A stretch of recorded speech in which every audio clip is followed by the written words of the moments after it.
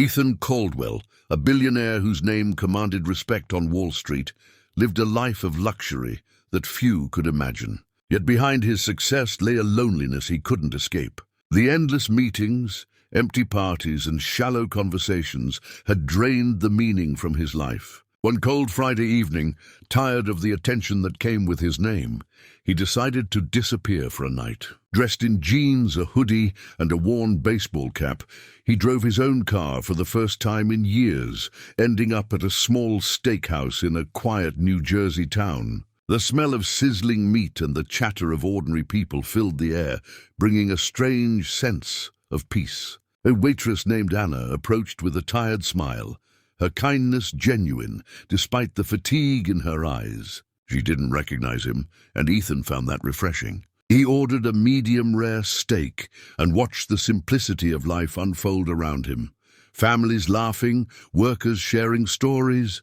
No pretense, no performance. When the meal ended, Anna returned with the bill, and discreetly, a folded note. Her expression was nervous, almost fearful. Ethan waited until he left to open it. The note said, "Please help me." There Ethan's pulse quickened as he read the note under the dim streetlight. The words felt urgent, desperate. He turned back toward the restaurant, noticing a man in a dark coat standing near the alley, his gaze locked on the windows inside. Something was definitely wrong. That night, Ethan couldn't sleep. His instincts told him this wasn't a prank. The fear in Anna's eyes had been real. The next evening, he returned to the steakhouse, taking a seat at a corner table where he could observe everything. When Anna saw him, she froze for a second before forcing a polite smile. "Between serving customers," she whispered softly, "don't ask questions. It's not safe." Ethan nodded, pretending to focus on his meal while watching the same man from the alley sitting by the bar, watching her every move. After closing time, Ethan followed at a distance as Anna left. Two men tailed her down a quiet street toward a shabby apartment building. The sight confirmed his fears. She was being controlled. Using his vast resources, Ethan had his assistant run a background check. Within hours, he discovered Anna was part of the federal witness protection program. Somehow the people she had testified against had found her. But the next morning, Ethan arrived at the steakhouse before it opened, slipping in quietly through the side door. Anna was sweeping the floor, her movements brisk and distracted, and she jumped slightly when she saw him. "Why are you here?" she asked, her voice low, edged with fear. Ethan smiled gently. "Because I can help," he said. He explained that he knew about her past, about the danger she was in, and how the people she thought she had escaped had found her. Her eyes widened, a mixture of relief and panic crossing her face. "I've been living in fear for years," she whispered, "and I don't know what to do."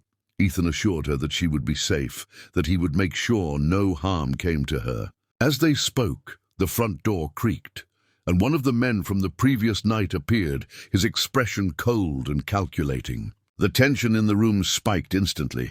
Ethan gave a subtle signal, and within moments, a team of private security experts he had discreetly stationed nearby moved in. The man was quickly disarmed and taken away, leaving Anna shaken but unharmed.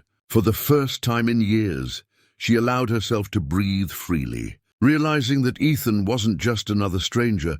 He was someone who had the power and the will to protect her. A week later, Anna sat by the window of a secluded lakeside cabin in Vermont, the snow falling softly outside. The peace and quiet were a stark contrast to the constant fear she had lived with for years. Everything Ethan had arranged, new identification, a secure job, and round-the-clock protection, made her feel like she could finally breathe.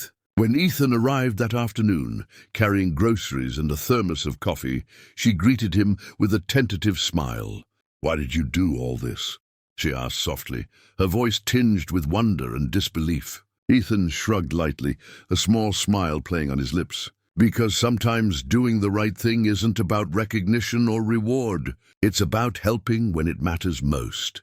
Anna felt a warmth she hadn't known in years, a quiet reassurance that someone genuinely cared. They sat together by the fireplace, drinking coffee in silence, the snow forming a serene blanket outside. For the first time, Anna felt safe and free. Ethan, driving away through the winding roads, realized something profound himself. The note she had slipped him in the restaurant hadn't just saved her life.